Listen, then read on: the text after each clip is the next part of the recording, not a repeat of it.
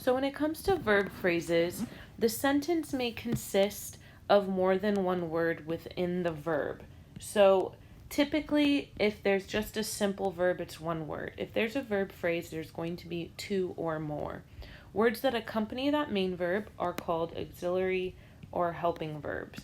And I do like to make a note. The auxiliary and helping verbs is an interchangeable term.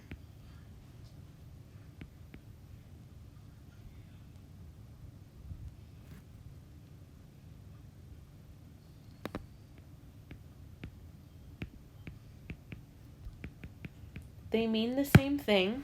Some books and textbooks use auxiliary, some use helping verb. And so just know that whenever you see it, it's referring to these words down here, and that they both mean the same thing, auxiliary or helping verb.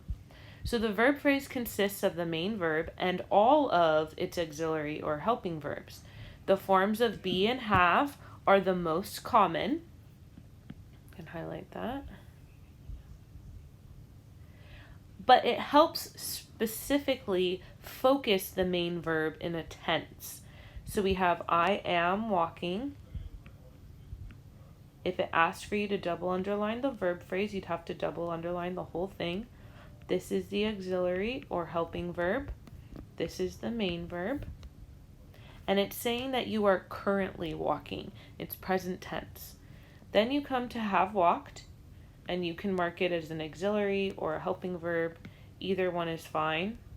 To show you both, I'm going to write helping verb, and then I'm going to write main verb. I have walked is in reference to the past tense. And then you have I had been walking.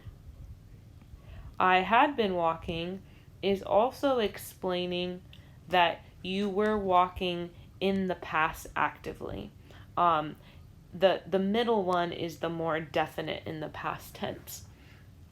Had been walking sounds more recent. So we have two auxiliary verbs or helping verbs. Remember, they're the same thing.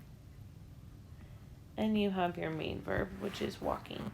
So you have a nice little list here of the auxiliary verbs. I feel like it's good to be familiar with those.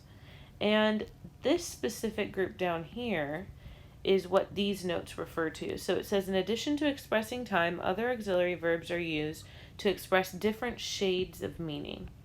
It's very subtle, it's very slight, but it makes a big difference. She might wait. This is our helping or auxiliary verb, and this is our main verb. It's dependent on something. We don't know what it is, but her waiting is dependent on an outside circumstance or force. He could win. Once again, this is the whole verb phrase. He could win based on X, Y, and Z. It gives more specifics. We would have played. Something prevented them from playing. It asks you to ask a follow-up question, or it creates an opportunity for the speaker to add more detail to the conversation. And then I must be going. It's dependent that the person leaves, and they have the option to give more detail if they would like. Double underlining all the verbs is a good way to kind of keep track of the verb phrase. If it asks you to draw a box, make sure you draw a box around the whole thing. Goodness, I can't do this today. If it asks you to double underline, go ahead and do it like this. So that takes us to the end of the verb notes. Like I said, I do think the transitive and intransitive is the hardest section. So dependent on if you have questions or not in that section, I would definitely encourage you to come back and ask me some of those. But yeah, that takes us through verbs. And I hope that you found this video and notes helpful before doing your grammar packet.